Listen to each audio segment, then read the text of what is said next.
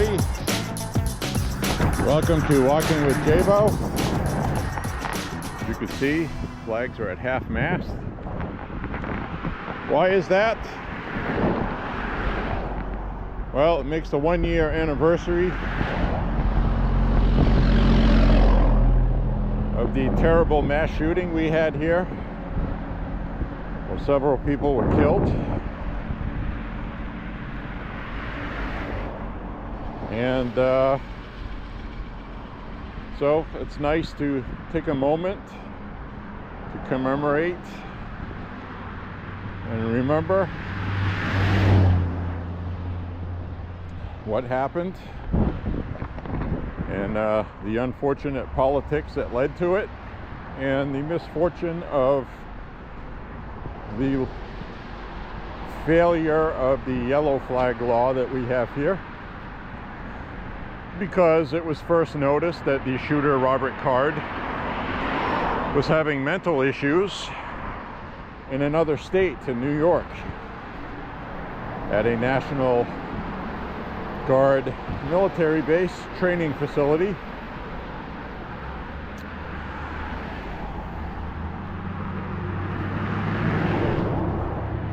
So if the law had worked like it should,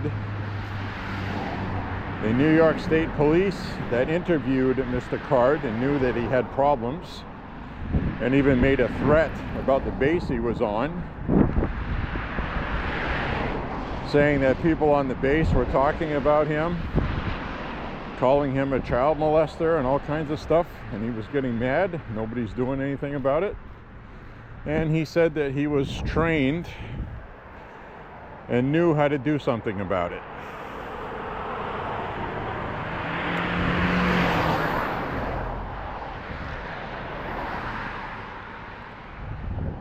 Which, it turned out he did know how to do something about it. I watched the body cam footage of the law enforcement in New York, and it was clearly evident that Mr. Card was having serious problems, who basically threatened to do a mass shooting on the base, and nothing was done.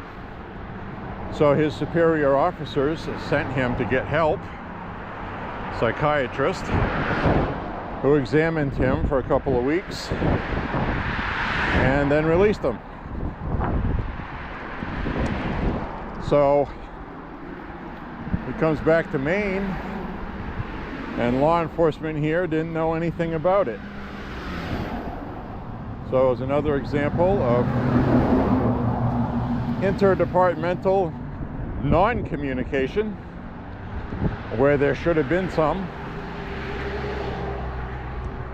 which is now obvious in hindsight. So with that being said, God bless those that lost their lives. Absolute tragedy that could have been avoided. That's really the most painful part about it. And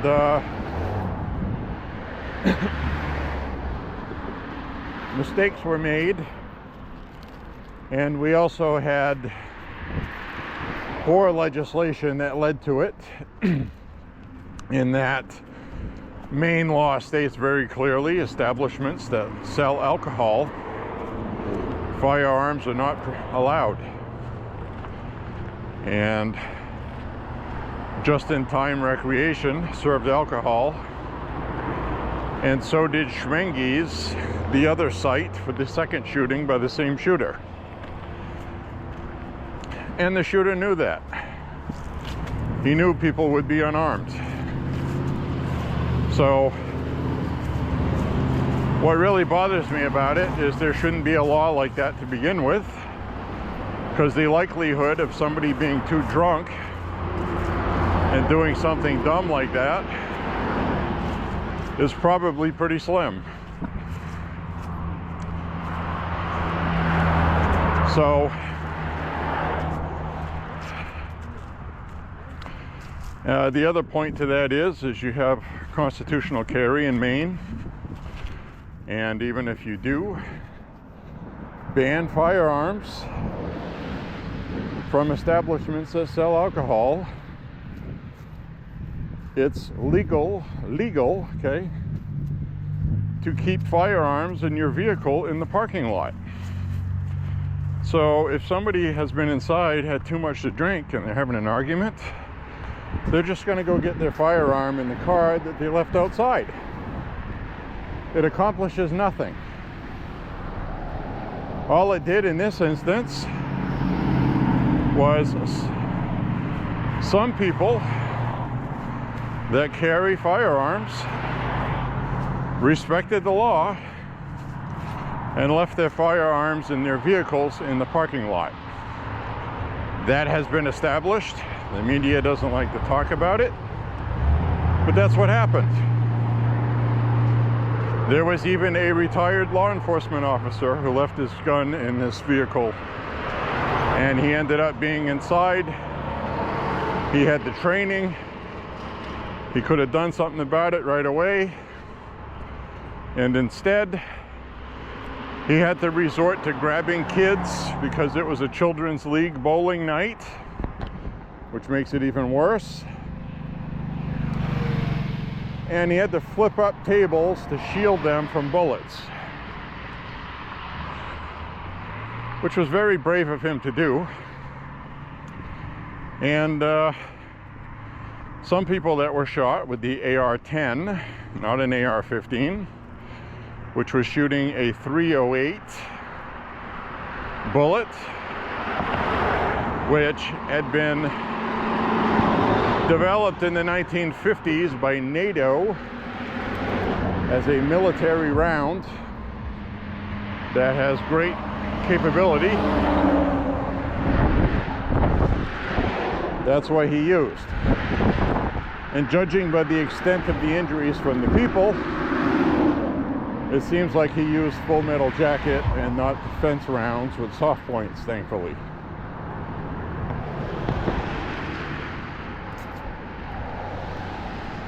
The only reason why he left before he was done shooting everybody in the place was because the firearm suffered a malfunction.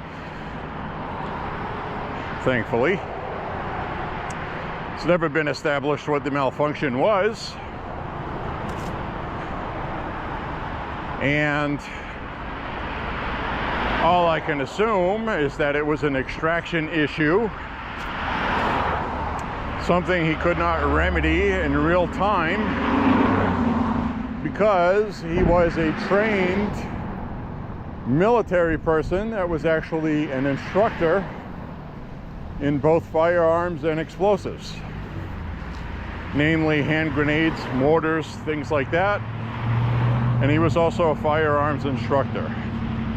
He was an expert, okay? He knew what he was doing, and he had a gun malfunction, and he left because of that. So he got in his car, and then he went to Schmenge's, about 1.5 miles down the road, to the second location that sells alcohol, and people were unarmed.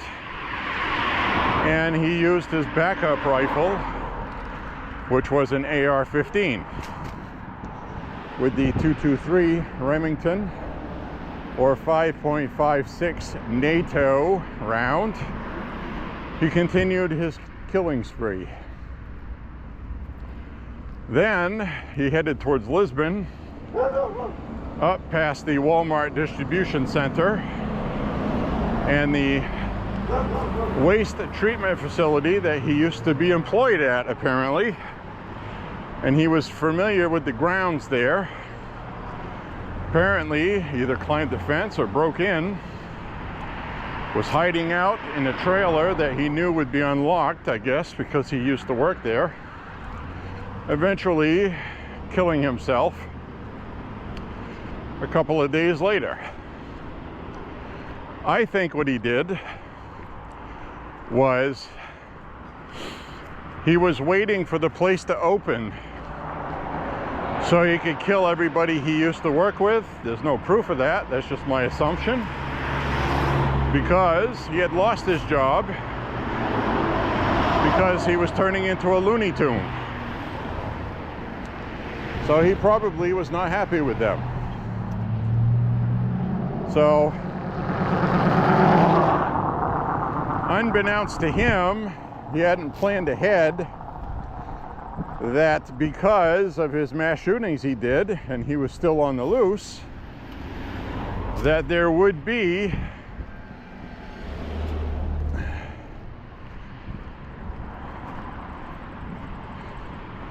the lockdown that we had, which was the shelter-in-place order issued, which is just a shelter-in-place order. Citizens do not have to participate in that, but if you're out and about and you resemble the shooter, well, you run the risk of being mistaken for the shooter, which somebody wearing a hat and a hoodie that did happen to on the night of the shooting. They threw him down in the road at gunpoint and arrested him. Of course, they released him later. But anyway, we're watching a school bus back into a parking lot here.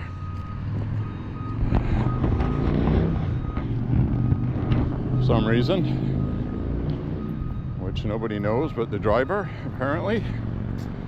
He's probably going to turn around. We'll give him all the room he needs before we continue on.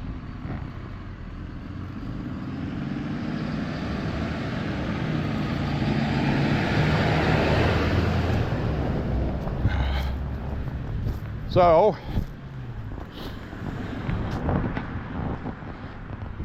we will walk on in our walk on this 1-year anniversary that we do not want to celebrate for somebody that was killed, people that were killed. I'm going to flip the camera around now. Hello, everybody. Hope you're having a wonderful day today. Sorry about the pretense on the anniversary of the shooting, mass shooting here in Lewiston, Maine. But it did happen and it needs to be discussed. There's been a lot of talk about banning firearms, and it's affecting the election this year because Democrats passed legislation earlier this year, 2 types of gun legislation. Out of the big list that they had, they really wanted to capitalize on the murder of people, because that's what Democrats do. It's all about political power. It's not about saving lives. And they show that by the legislation that they try to pass. And what I mean by that is, if it was truly about saving lives, they would have closed the border and halted the fentanyl importation. But they felt the politics of having an open border and immigration was obviously more important to their politics, which in my opinion is to flood the country with immigrants. And they're going to someday, one way or another, be Democrat voters, which adds to the power of Democrats. And how is this so? Well, even if these people remain illegal and none of them are able to ever vote, and let's say none of them ever vote, they're going to have kids. As soon as a kid is born here, they're going to be raised, and more than likely, they're going to be Democrat. So that's what this was all about, believe it or not. Plus, it also waters down our culture, which is intended. They did it in Europe. Any damn fool can see that. And that's the tactic they used, but it is currently blowing up in Europe's face. It's blowing up in the Democrats' face here because President Trump is about to get reelected because of it. And the Their stupid policies that work in Europe don't work here. Forced climate change does not work here. Policies. People don't want electric cars and they're not going to buy them. We're a capitalist country and that's just the way it is. So anyway, what does that have to do with gun control? Well, the Democrats are forcing gun control measures not because they want to save lives. You'd think that would be the case, but it's because the gun lobby funds Republicans. So their war has always been against the gun lobby, the NRA, and gun manufacturers that make firearms. What is the #1 manufactured rifle in America? Big guess. It should be an easy answer. The AR-15. The firearm that Democrats have targeted as dangerous monster weapons that shoot magic bullets. Because it's the #1 selling rifle, it makes the most money and generates the most revenue for the gun lobby, which in turn funds Republicans in DC, and the gun lobby gives many congressmen their annual $1 million they have to raise. A lot of it comes from things like the gun lobby and other places. Used to be, back in the 80s and 90s, used to be things like the tobacco lobby would fund Republicans, and the firearm lobby. So now we have the firearm lobby funding Republicans, which Democrats outspend Republicans already, sometimes 5-1. So that's what this is all about, because as stated, why I wanted to mention fentanyl, as if Democrats cared about saving lives. They had the House, they had the Senate, and they had the White House. They could have easily passed banning and closing the border and funding what they needed to end the fentanyl importation, which kills many, many thousands more than gun violence, okay? Many thousands more Americans die from fentanyl poisoning than anything else. So when they get up there and say they want to ban firearms and AR-15 to save lives, they're lying right to your faces. They had the power to save lives, close the border, and they never did it. They left the border open for their own self-interest and making a larger voter base, which has cost us billions of dollars a year in welfare and paying for housing, paying their rent, paying all this stuff, while people that got flooded in North Carolina got $750 and whatever other assistance they're going to get. And it's a joke. It's an insult, and voters are voting that way, thankfully. And people are starting to wake up, see how Democrats do things. They are disgusting, immoral, they don't care. All they care about is power. And you can judge that by their actions alone. If they cared about saving lives, they would have closed the border. Now, a lot of these migrants are responsible for much of the crime in New York State, which includes gun violence, that they could have nipped in the bud by closing the border, and they didn't. That's the basic facts. I challenge anybody to go fact check what I've said. The New York State Police have issued a statement saying that the majority of crime being done in New York is being done by illegals. Violent crime. Not crime, but violent crime. Very important to distinguish the two. I'm not talking about theft. I'm not talking about prostitution. I'm not talking about drug dealing.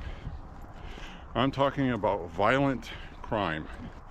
Knifings, stabbings, rapes, murders, attempted murders, assaults on police officers, and all of these reasons why people need to be deported. And Trump has said that's what we're going to do when he's elected, and people are voting for him. God bless him. God bless America and democracy. We're not dead yet, folks. Today's news, really big. Really big. So happy about this. For the first time, Trump is officially leading in the national popular vote, even with the biased polling companies. And the Democrats are scared because they understand what that means. That means in all likelihood Trump's going to win this election, because a lot of times that reflects who wins the battleground states. And I've been saying that on this walk for quite a while now. If you've been watching and along with me, that the Democrat days are numbered. They have played their race cards too often. They have played their bigotry, if you don't agree with this, you're a bigot card too often. And voters are tuning it out. They've caught on. So this is going to be a historic election. We're going to see something really big happen, and it's going to trickle down through all of politics.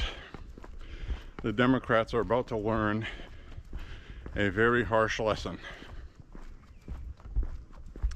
and they have brought it upon themselves because they were more interested in power instead of listening to voters or people that know. And so anyway, the thing is I was alluding to and got distracted, the local politics here. Gun control. Maine is a constitutional carry state. There are no restrictions on firearms here, contrary to what some of the media like to say. There's no restrictions on firearms here. Capacities, magazines, none, zero. Completely free to carry, permitless, concealed or open. I am concealed carrying a firearm right now. I like to appendix carry right here. Perfectly legal in Maine, and many people here carry. There's no restrictions. The only restrictions would be you cannot carry on federal property with constitutional carry. So if I wanted to go to the post office, would not be able to carry. Obviously, gun-free zones include schools, and I believe that applies even if you have a permit, which I don't completely agree with that. I really don't. I think anytime you have gun-free zones, you're leaving your children to be sitting ducks in a defenseless fish in a barrel syndrome. I think it's very ignorant to have policies like that. And I would even be happy with having armed, trained police officers or former military working in the schools, fully armed. And does that mean, you know, the Democrat argument is always like, we don't want to bring up kids in an atmosphere where they're going to have guns in their presence. It's going to mentally scar them. Like, somebody walking in killing your children isn't going to scar them, right? Dumb think like that. And I am carrying a firearm right now. Do I look threatening? Why can't somebody that's trained in law enforcement in a school be carrying concealed? Why is that? Why can't we have that? Children won't see that. It's not going to mentally scar them, is it? If they don't see it. Oh, but they'll know. Okay, well, are you trying to tell me that kids are so stupid they don't notice metal detectors that they have to go through, or policies that you cannot go to school unless you have a clear plastic backpack? Do you think kids don't see that? You don't think that's mentally scarring children? Come on, people. Start using some friggin' common sense, you know? Enough of this far left, woke, progressive, soft-hearted, soft-minded stupidity. Start thinking, critical thinking. What's the main priority? Keeping your children safe in school. What's the best way to do that? To have somebody at the school that's armed, that can respond if there's an attack. One, that protects your kid. Two, it gives your kids a defense.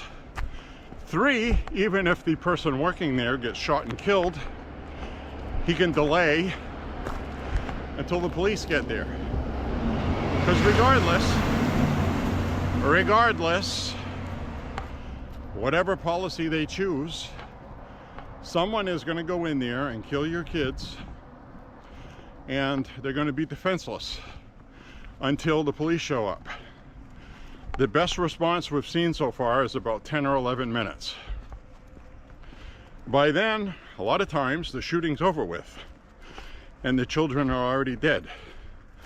So tell me how that makes sense to do nothing. You know? How does that make sense? It doesn't. Perfect example is Israel. Hamas attacked, flew in, and there was nobody defending. They killed the people that were. Because they were people that weren't trained properly for that job, and a big mistake was made. They took it for granted and they thought they could handle it. As you can see, everything out there looking brown. Today, pretty much all the colors are gone now. So this is about where winter is going to start.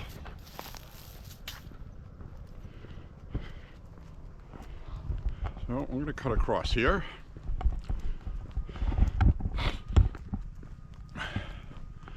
So people need to stop being stupid. Stop being stupid, people. If you want to protect your kids and keep them from being killed, then do something to protect your kids so they don't get killed. It's pretty much common sense. Use a little bit of critical thinking. So anyway, Jared Golden, the local Democrat running for office, has pledged, in light of the shooting a year ago, that he was no longer going to vote for people keeping their assault rifles, AR-15s. Prior to that shooting, he voted for every single, he voted against every anti-gun measure in DC. Every single one, because he comes from a red district here.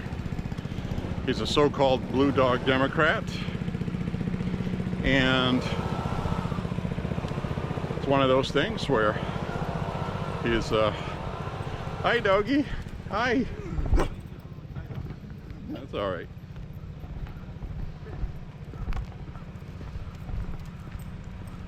Hi.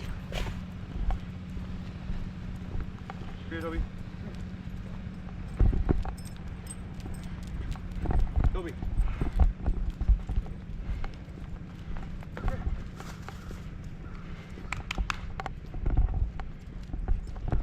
Hi. Hi, baby. It's okay. Toby. Toby. Sorry, can you grab onto his collar? I don't want to touch him.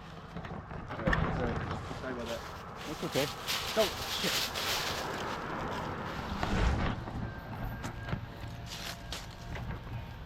Come on, come on. You gotta get out of the road. You're gonna get hurt.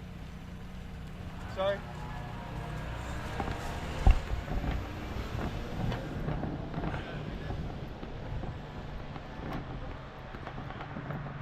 So anyway, we just had that dog there almost get hit by a car because the owner wanted me to grab its collar after the dog just kind of gave me a little snort like, "Urgh." I'm not gonna do that, okay? I'm not. I'm sorry, but I'm not. I'm pretty good at reading body language from dogs. That dog, while it appeared friendly, was borderline, okay?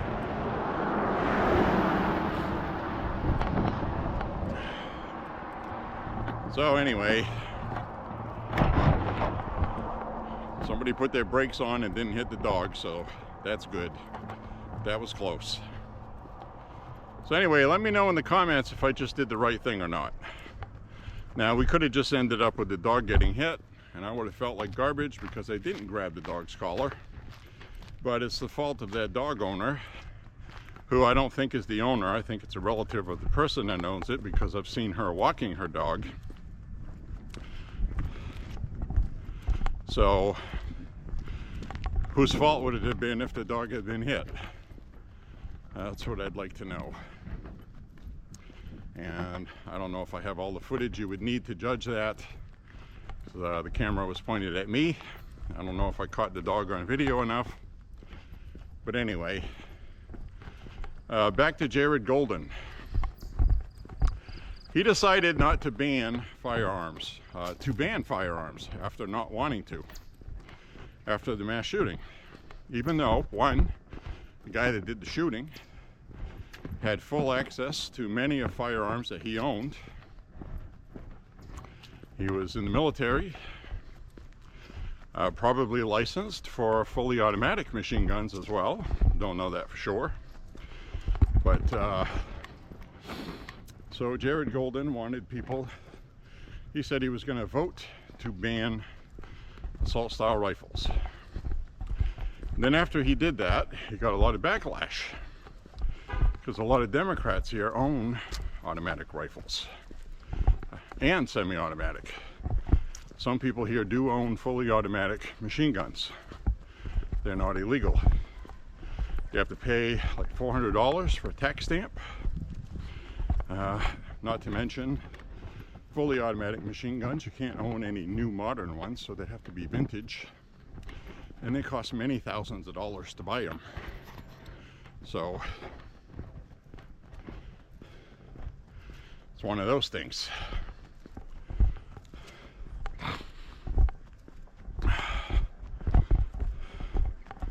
So with that,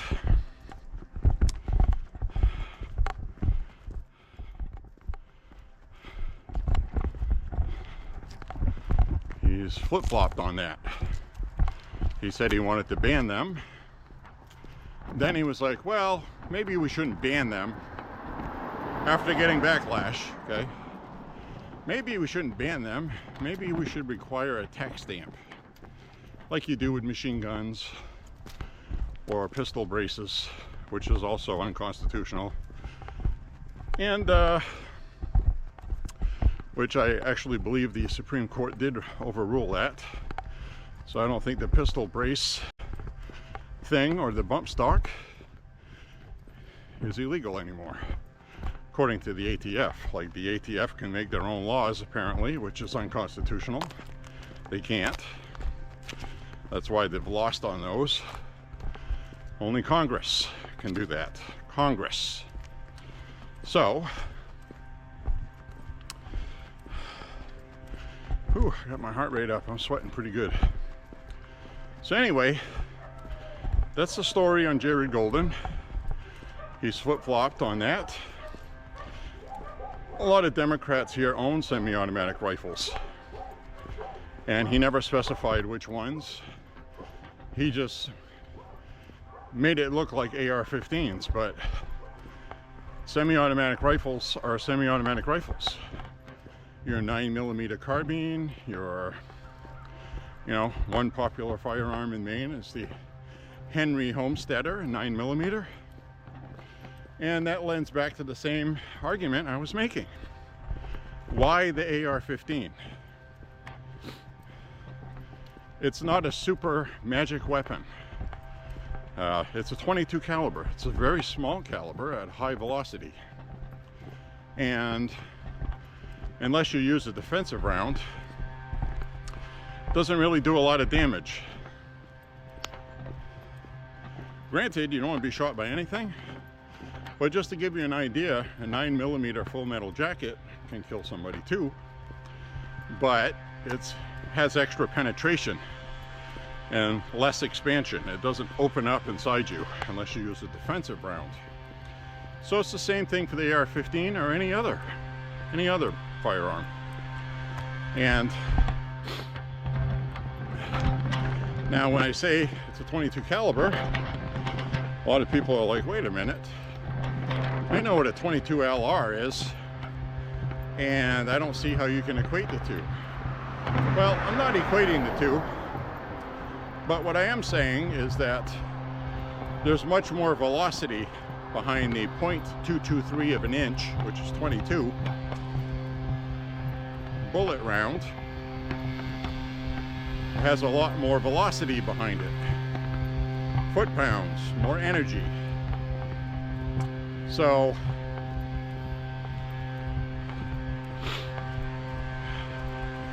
it is a lethal round, but there are other lethal rounds. A 9mm is no joke. Now a 9mm is much bigger than a .22, and it has a very good velocity for a long distance. It can be lethal for 400 yards or more. 9mm is no joke. And it's an old round that was invented many gazillion years ago. So to give you an idea what I'm talking about, the Canadian government banned semi-automatic rifles that have to do with .223, .556, .308, more powerful rounds, but the government allowed its citizens 9mm carbines, like the Ruger PC-9 or the Henry Homesteader, and other semi-automatic carbines, because they're not considered to be the same as AR-15s. And what I'm trying to tell you is they are the same. They are a semi-automatic firearm with a lethal round that is more than capable for hundreds of yards. So how are they different? So Democrats don't care about those details. They care about firearms that look scary. Perfect example is Dianne Feinstein, before she passed away, introduced gun legislation, anti-gun legislation to be more specific, which included AR-15s, AK-47s, and they completely omitted the Mini 14 and the Mini 30. Because they have wood stocks, they probably looked at a list with pictures and just, well, it's got a wood stock, it's not dangerous. It shoots the same round as an AR-15 or an AK-47 with the 7.62 by 39, and the Mini 14 with the 223 5.56, usually chambered in 5.56 unless you get into an old one, which may be chambered for 223, which you should not fire 5.56 in it. So they also did not ban military style, World War II style Garand rifles in 30-06 or 308. Didn't ban those. But they also did not ban the Mosin Nagant, and they didn't ban other Russian rifles that are semi-automatic that shoot 7.62 by 39. So a lot of times they are really confusing with their legislation they write. And the newer gun ban legislation they had did include mini 14s. And when you start including rifles that Democrats like, this legislation seems to go away very quickly. And that is what happened in Maine. That's why I went through this whole long firearm circle to explain everything. If you're still watching, thank you. I don't want to bore anybody. But I will continue to bore people with more conversation. So, what did they pass? They passed a little bit stricter yellow flag law. They kind of amended it to give law enforcement more leeway to take somebody's firearm if they're a threat. So now it's up to law enforcement to determine who the threat is, or if they are a threat. So, would that have helped with the Robert Card shooting? Oh yeah, if somebody had actually enacted it, they could have done something properly before amending it for law enforcement to be able to do that. Because the whole point of the yellow flag law was to make it not a red flag law, where your Second Amendment rights are guaranteed to you unless you actually do something illegal. Otherwise, your rights are being oppressed, where somebody can just point a finger. So I guess the law clearly stated, as the original law, that only a court, a judge, can sign a warrant to take your firearms if it is proven to the court that the person that owns the firearms is a danger. I think that's fair. That would have worked with Robert Card, who did the mass shooting here, and it was never done. State of New York never contacted the police department here because New York is a different jurisdiction, even though New York has more strict red flag laws. They didn't do anything because this guy was a Maine citizen and he was on a military base. So the military was kind of like out of their jurisdiction, sort of. So the commanding officers remedied it themselves by sending him to psychiatrists. We released him in 2 weeks. He ended up coming back to Maine, still hearing voices, and it was driving him crazy, because of course that would, right? It would drive me crazy. And he said the voices were coming from just-in-time recreation, and the only way they were going to stop is if he went there and shot everybody, so there'd be nobody there talking to him in his head. That's how he rationalized it. And he had just gotten some hearing aids in New York because he was losing his hearing because he was a firearms instructor and an explosives instructor. So mortars and hand grenades are very loud when they blow up. So he had been exposed to that repeatedly, over and over again. And we got some lawn mowing and some nice scenery. So what happened was, he came back to Maine hearing these voices, and if law enforcement here had been contacted, they would have went and talked with him, and I'm sure he would have told them what was happening. I'm hearing these voices, man, and if they don't stop, there's going to be problems. And then, because he had seen a psychiatrist, they could have petitioned the court. Because he came back to Maine in April, according to the family. He came back in April. So between April and October, the family had become very concerned for his mental health. So you had a family concerned about his mental health, and what do you do with most family members? You try to protect them. That's a normal behavior. They didn't think he would actually do what he did. So you really can't fault them for that. So that's the other problem that yellow flag and red flag laws cause.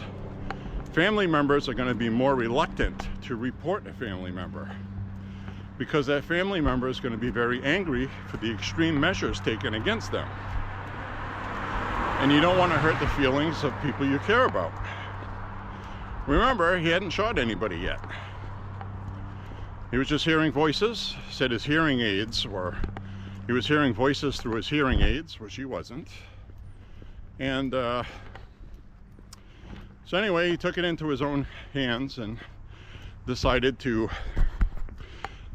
go silence the voices himself and killed a bunch of people, unfortunately. I don't live very far away from that, where it happened. So the night that happened, he was on the loose. Nobody knew where he was. Couldn't get any local information. My best source of information was actually Steve Lookner on YouTube. He had all of the law enforcement and media sources all in one place and was giving the information. So I had to turn all the lights off in the house and turn off the computer screens, put my cell phone on dim and my iPad on dim as to not give away my location when there's a possible mass shooter outside your window. You don't want to be a target at night, you know? So I loaded up several magazines, 30-round magazines, both for the Mini 14 and 5.56.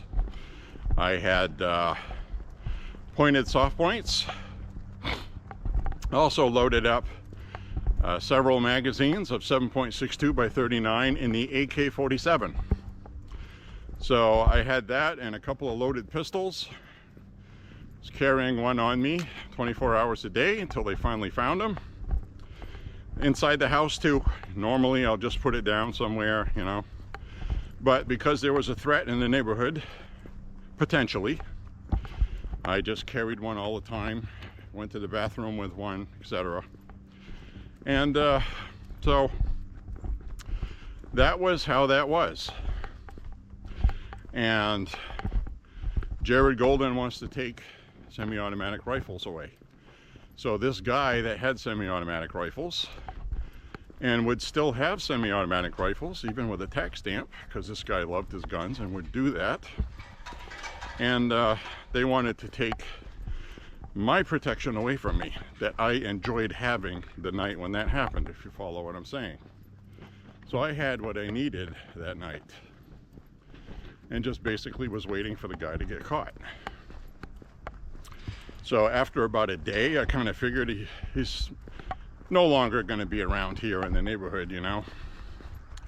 And it turns out he wasn't. He was about 6 miles away where he used to work. But the shooting itself was very close. We've walked pretty close to it on many of my walks. So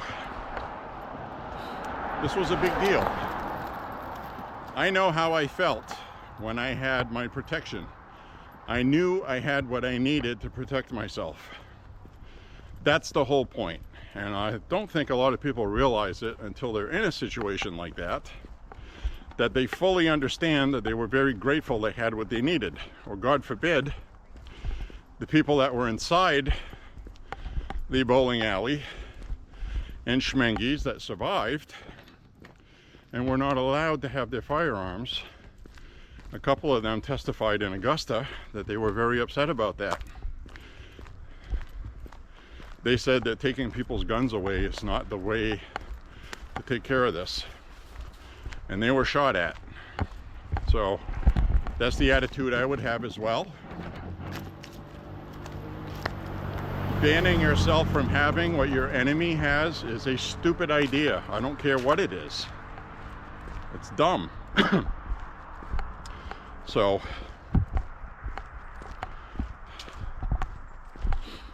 just my opinion on that. don't know if yours is different. If it is, seek help immediately. But it is a free country. And I would like to hear your viewpoint in the comments if you disagree with that. So, anyway, we do have an election coming, and it's really miraculous. It's a friggin' miracle.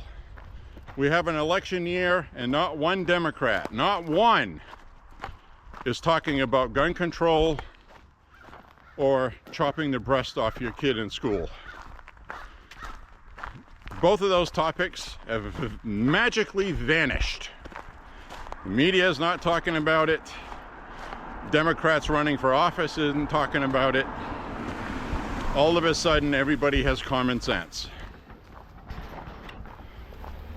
That is how bad Democrats are and why they are dangerous.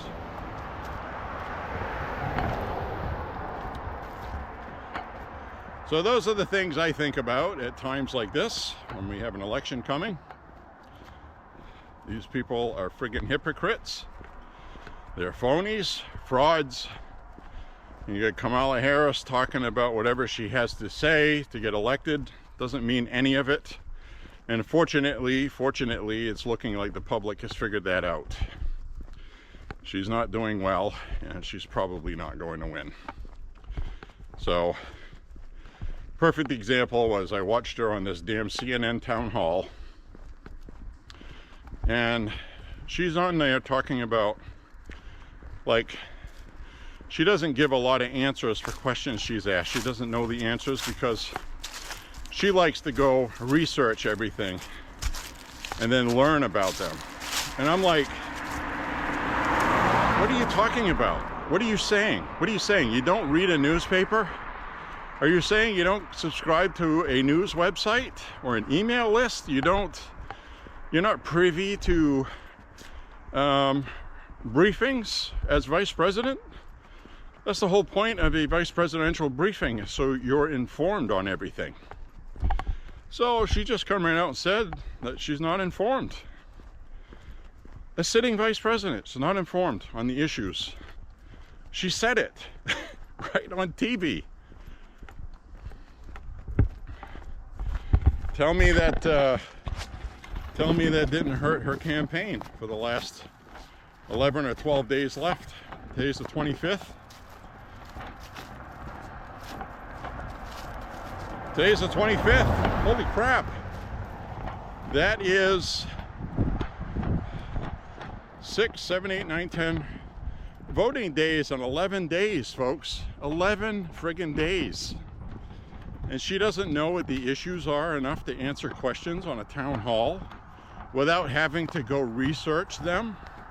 Is she stupid? Is she really that low IQ? She might be. She may very well be. Certainly looks like it. I know more about what's going on than she does. That should scare the crap out of anybody that's voting. That should scare you to death.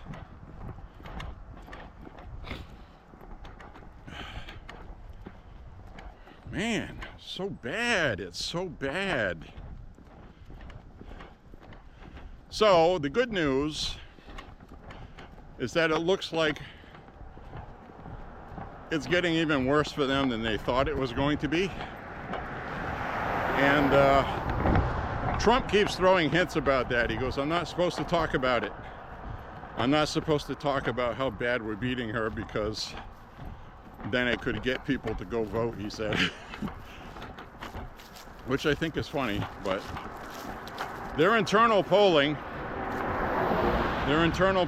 is clearly telling them that this is currently, right now, this is probably a landslide win for Trump, and he'll probably win the popular vote too. And if that's the case, like I said, I don't get too high. I realize they are incredibly desperate to keep Trump out of the White House. Who knows what we're going to see between now and Election Day, and after Election Day, after he wins. But I can tell you right now, nobody sore loses like these Democrats and leftists. Nobody. This is going to be bad. They're starting to figure out that Kamala is losing very badly, so they're getting more desperate. Today, Mitch McConnell and Mike Johnson, the minority leader in the Senate, Mitch McConnell, and Speaker of the House, Mike Johnson, majority leader, issued a statement today telling Kamala basically to knock off the Hitler rhetoric with Trump. There's already been 2 assassination attempts and you're encouraging more violence with your rhetoric. But she don't care about that. I'm sure she doesn't. So the Democrats and liberals are doing their typical response. Yeah, but Trump. Yeah, but. So the yeah, buts have come out. He says this, that she's a Marxist and she's a fascist. Call Trump a fascist if you want to, but stop with the fucking Hitler bullshit. Trump is no fucking Hitler. Hitler killed millions of people, invaded Europe, started World War II by allying with Japan and Italy and other countries. Trump lowered taxes and he said mean things to people. That constitutes as Hitler today, I guess. Holy crap, you guys. I mean, come on.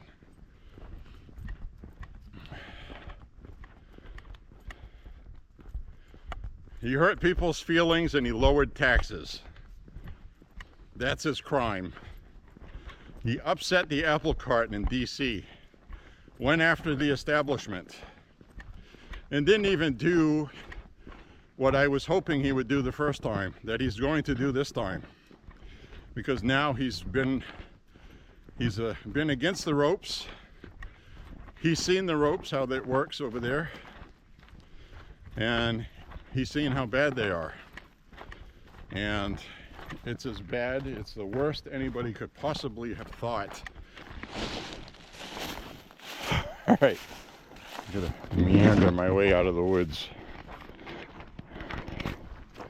Don't ask me what I was doing in the woods. I'll tell you no lies.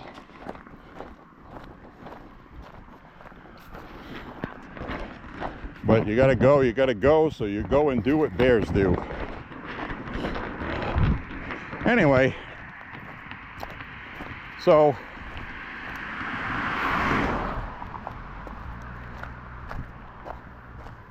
Trump is gonna go in there this time and he's gonna kick ass.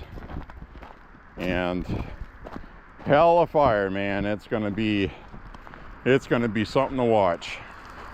The response from Democrats and the establishment in DC is going to be the worst we have ever seen it.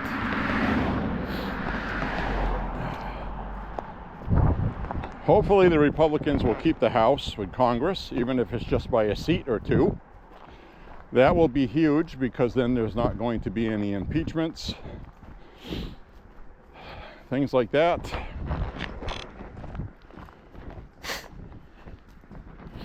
So we had a chance right now to get the White House, Congress, and the Senate.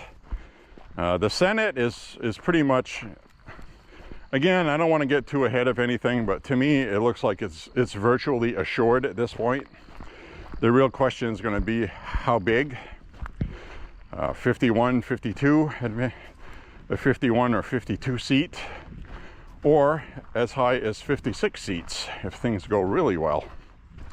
And of course we're not going to know till election day, but the bare minimum of that should be met at 51, 52, which would give Republicans the majority in the Senate for Trump.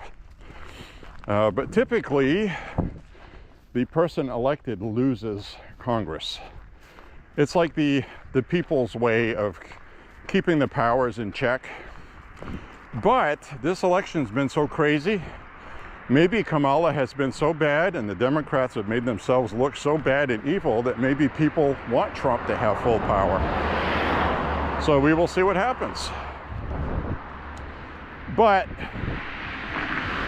I'll be honest with you, it's probably 50-50. Republicans keeping the House, and even if Republicans do keep Congress, it's only going to be by a seat or two. It's not going to be a big, huge advantage, which means basically there's still going to be a stalemate and they pretty much won't get anything done because you're going to have a couple of congressmen who hate Trump, that kind of thing, Republicans. But if Trump has a big, major landslide win, that will change a lot of minds from these wishy-washy anti-Trumpers, because they're going to realize if they want to get reelected, they know Trump's going to do a good job, and because he's been there before. And they also know that a Republican that has the biggest, most popular movement in the Republican Party ever is not going to shine happy on that congressman who turns his back on Trump and doesn't help him. Because they have already seen a bunch of Republicans end their political office career as Republicans because they went against Trump. So, flip this back around. I want you to think about something. If you want to find out exactly what drain the swamp means, we're already witnessing it. And you're probably saying, well, how can that be? He hasn't been elected. What has Trump done running for office? He has gotten Mitt Romney to resign, which Mitt Romney didn't resign, but he realizes he's not going to get reelected because he saw the polls. Trump is not unpopular, even in Utah. So, that's one rhino gone. Will he be replaced with another one? We'll find out, won't we? Number two, we got rid of Adam Kinzinger, a rhino. Liz Cheney, a rhino. Other Republicans have decided not to run and they've dropped out. What is that? That is getting rid of the establishment rhino, the swamp. Part of the swamp. Mitch McConnell's resigning this year, and we're going to have John Cornyn from Texas, more than likely is going to replace McConnell. Of course, that has to be voted on by the Senate, but I'm telling you right now, that's who they're going to choose. He's got seniority. More importantly, he has financial connections for election fundraising. That's always the big thing. He has sided with Trump in the past, but he has also signed on to banning guns. So he's a rhino. He is. But I think he will be easier to deal with than McConnell for Trump, because he's in Texas, for one thing. And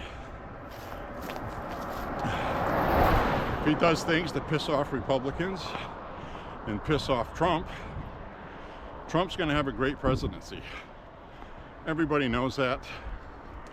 And do you want to be the guy running for re-election in the Senate that screwed over Trump, one of the best presidents we've ever had, maybe even the best? Probably not. So, now if Trump comes in and all he does is suck big time, it's a different story. But we know he's not going to do that. And he's got RFK is going to be with him, Elon Musk, Vivek Ramaswamy, Tulsi Gabbard, and a slew of other people, good patriots that care about the country first. Country first. So this is going to be really great. It's going to be a good thing for everybody. Even the people in this country that are being spoiled little idiots that don't know any better, this will be good for them too. So they're just too ignorant to know it yet. because they've been indoctrinated.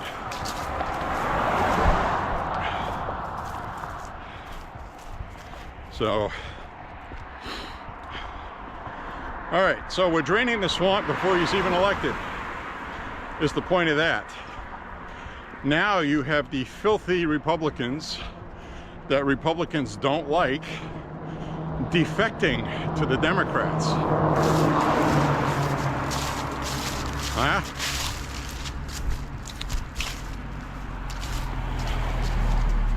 How's that for a whopping bucket of awesome?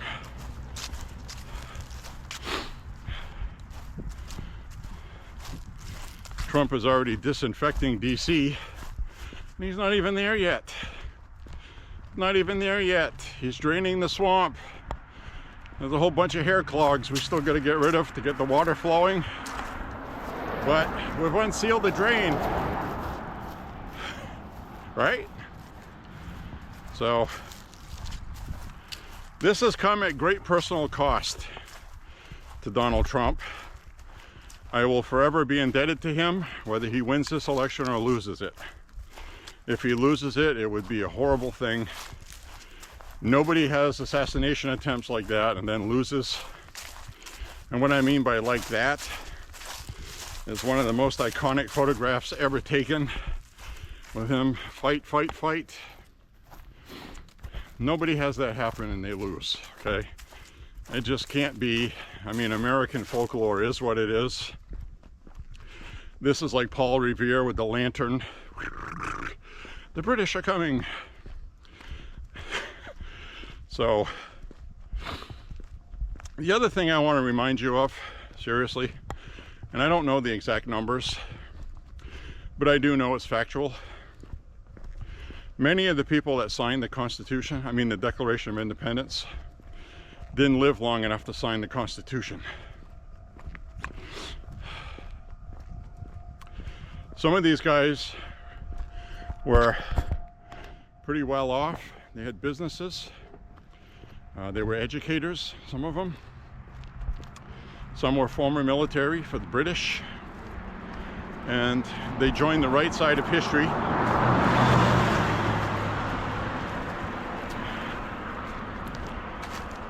And they signed the Declaration of Independence, which for many of them became signing their death warrant. Quite a few of our founding fathers were killed because they signed that. They were imprisoned by the British, arrested. Many were tortured to death. They were tortured and then died while being tortured, or tortured and then put to death. And they lost all their possessions, their wealth. They donated all their personal wealth to fighting the British at great personal cost. At least 3 of them had their own children killed in the Revolutionary War to give us our freedom from Britain. A lot of sacrifice was made. A lot of sacrifice where people could have just said, okay, we'll just pay your taxes. We'll just pay your taxes. We'll just shut up and pay your taxes. We'll work for nothing. We'll enrich the crown and do nothing. And the other thing to remember is most of these founding fathers were young men. They were in their 20s and 30s. Think about that. You always see these Benjamin Franklin on Money. He's an older guy. Well, they showed him after the fact. But when all this was going on, they were young, full of piss and vinegar. They would not tolerate what's going on now for 10 seconds. And we need to keep that in mind whether Trump wins or loses, okay? It's really important. Because if he loses, somehow we're going to have to reach deep down and we're going to have to pull ourselves up and keep on keeping on as Americans, because it's going to be really bad. America is going to need its best people the most when quote-unquote Trump is out of the way. So, and the thinking of these people is really outrageous, because How many martyrs have gone on to dominate the political scene? Nelson Mandela, Mahatma Gandhi. All of these great men were persecuted, imprisoned, prosecuted, and it made them more popular. It made them stronger. And that's what you're seeing with Trump. Now, if something happens where somebody kills Trump, he will be immortalized. He will be even more powerful, like in freaking Star Wars. If you strike me down, I'll be more powerful than you can possibly imagine. So, I know it's kind of weird to say it that way, but that is all based in history and factual things that have happened, and that's what would happen with Trump. He would be more popular than he was when he was alive, because he's been martyred. They can't lie about him anymore by using clips of him and altering them, and all you'll have is the memory of him, and it would be too powerful for them to do anything about. But hopefully nothing happens to our favorite president. When he gets elected and he makes it to the inauguration without being killed, you have to remember that if he gets elected, you still have Iranians that want to kill him, and probably many other people, because they know what it means. He's not going to be a pushover. He's not going to be easy to do what they want to do, Iran, with Israel and all that stuff. So you're not going to have a wishy-washy president worried about re-election. You don't want to make the Palestinians mad. You don't want to make the Israelis mad. I'm going to play in between. None of that bullshit. He'll do what's right and what needs to be done. So that's what we'll get. And that's really important to keep in mind, because we're going to have some really big stuff coming up. The Democrats have already hinted that they're going to try to prevent the Electoral College process from happening. They're going to try to obstruct the elector slates. They're going to do everything they accuse Trump of doing. That's what they're going to do. So, and they're going to have the media to sell it for them. So that's going to be even worse. But they're going to do it, I'm telling you. And they can't help themselves. It's this insatiable thirst for power that they have, like the freaking Sith Lords in Star Wars. The hungrier you are for power, the more evil you get. And the more evil you get, the more powerful you get. It's like an instant trade-off. So, once you sell your soul, you've already given it away, so you can no longer lose it. So you got nothing to lose now, until you're dead and you go to hell. So anyway, that's my thoughts on that. I hope you found that interesting. I love thinking about this stuff, and that's another thing I like about my walks, is it gives me a chance to think about this stuff while I'm walking with you. So this stuff just pops in my head, and I just relay everything I'm thinking about. And I always hope that YouTube does not take offense with their algorithm to anything I say. Certainly not encouraging violence at all, not even a little bit. Which also brings me to the point of our government has the Biden administration, which includes Harris, has sent a directive to the Pentagon authorizing lethal force for domestic violence by the military for the first time in our history, because they don't want a repeat of January 6th. And if people protest the election and they assemble the protest, they're going to have the green light to start shooting Americans. Let me say that again.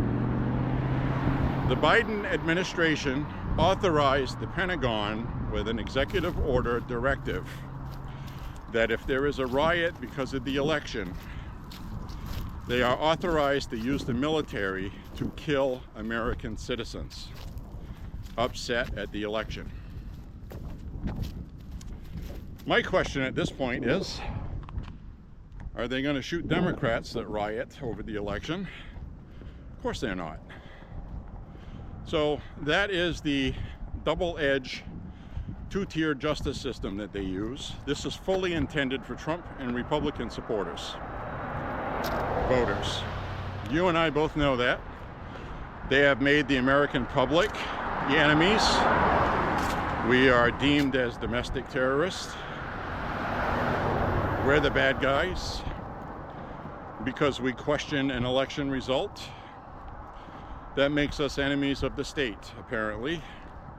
And now Joe Biden has signed that executive order and sent that directive to the Pentagon, authorizing lethal force against anybody protesting the election if it's violent. After seeing liberal Democrats burn the country down in 2020, and nobody gave a flying fuck about that, did they? They encouraged it.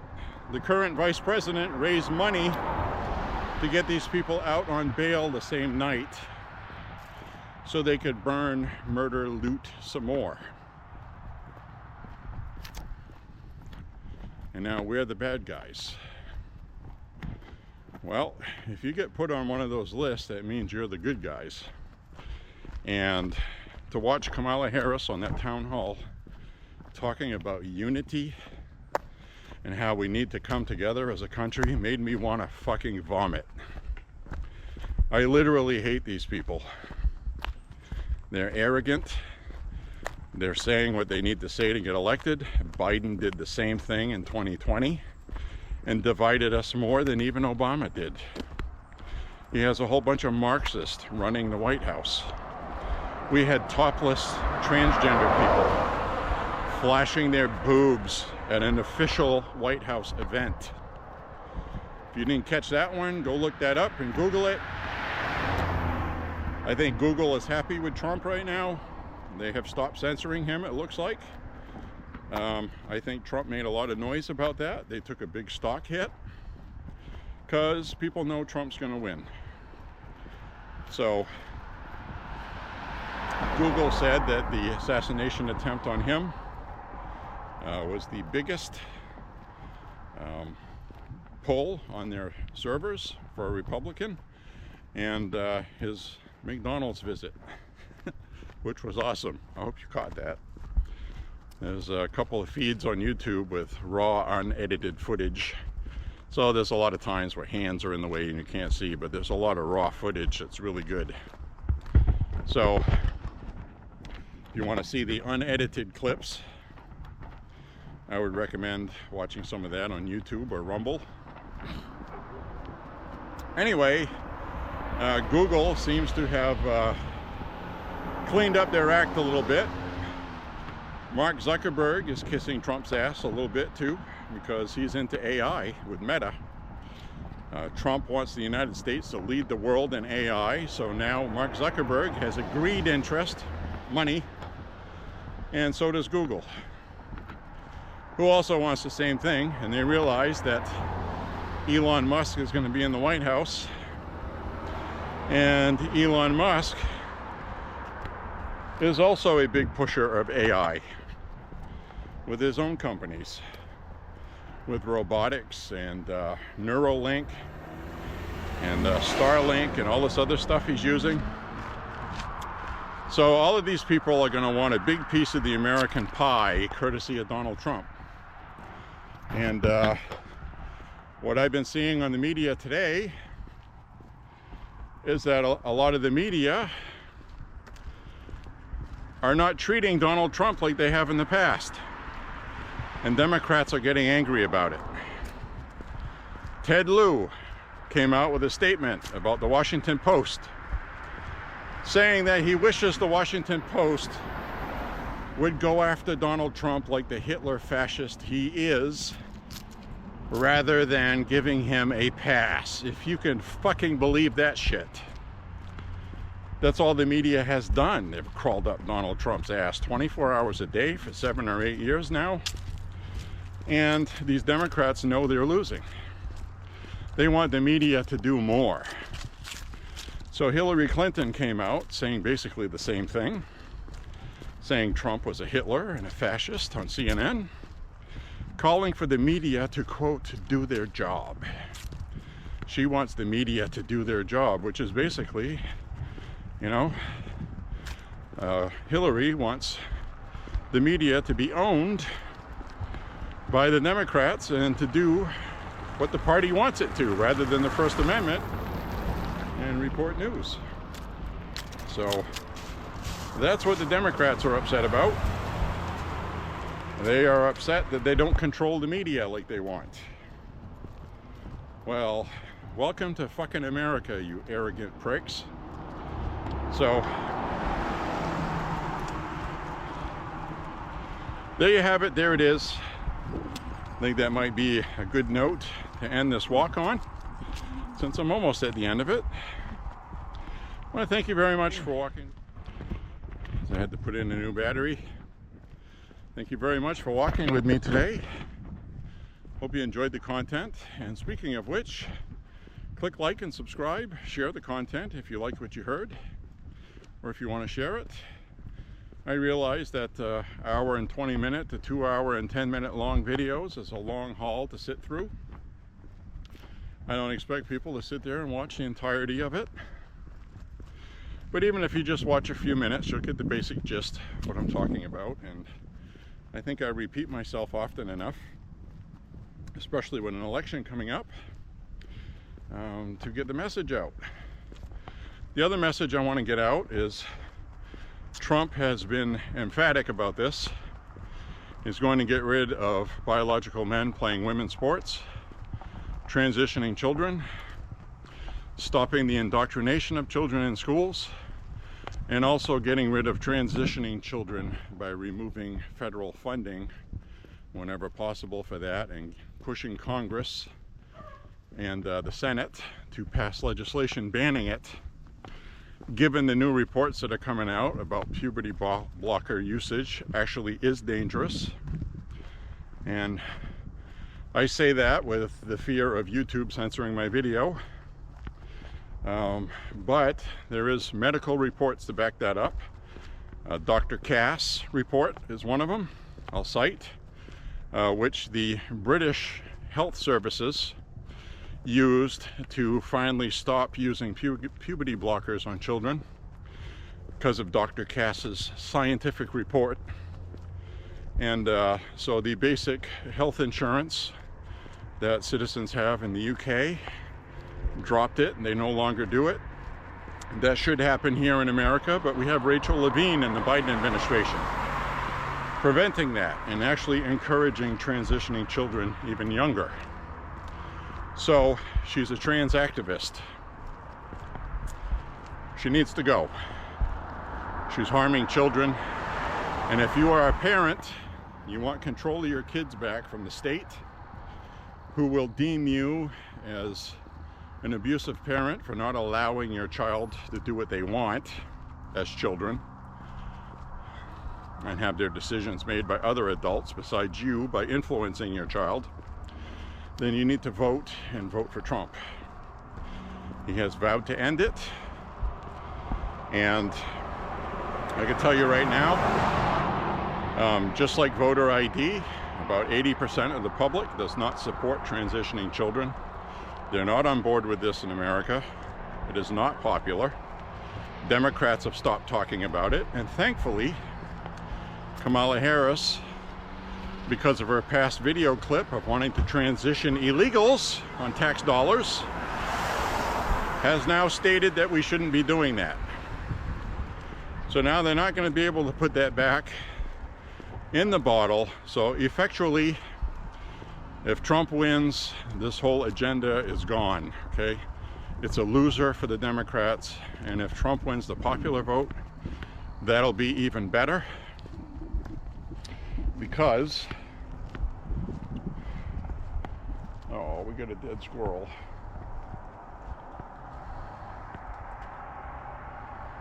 Poor baby. The squirrel got ran over. The fat little squirrel too is getting ready for winter and he didn't make it.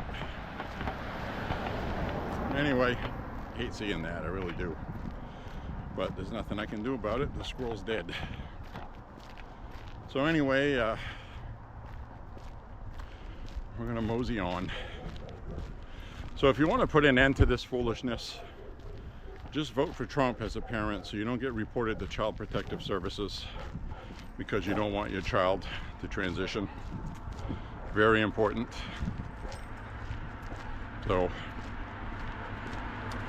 that's what you got to do. Put your children first. Hate Donald Trump second. Seems to be a big problem with some women. They really hate Trump. I don't understand why. Most of the stuff said about Trump either wasn't true or was highly exaggerated. And so I realized the Hollywood access tape, he didn't know he was being recorded, for one thing. And he may not have actually been truthful. He might have been exaggerating locker room talk. You know, I don't know how many times somebody's been around in a locker room. It's a conquest thing for men when you're talking to another man. Oh yeah, I was down at that diner, and you know that Betty chick that used to work there? Yeah, we hit it off, and oh man, she was so good. And you know, and they say this, that, and they say this, that, and the other thing.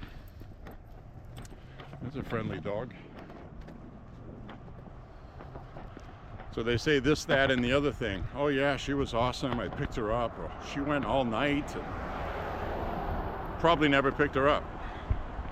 Just something you say around the boys to be one of the guys. I'm macho. I conquest. I'm a manly man. So it might have been something like that.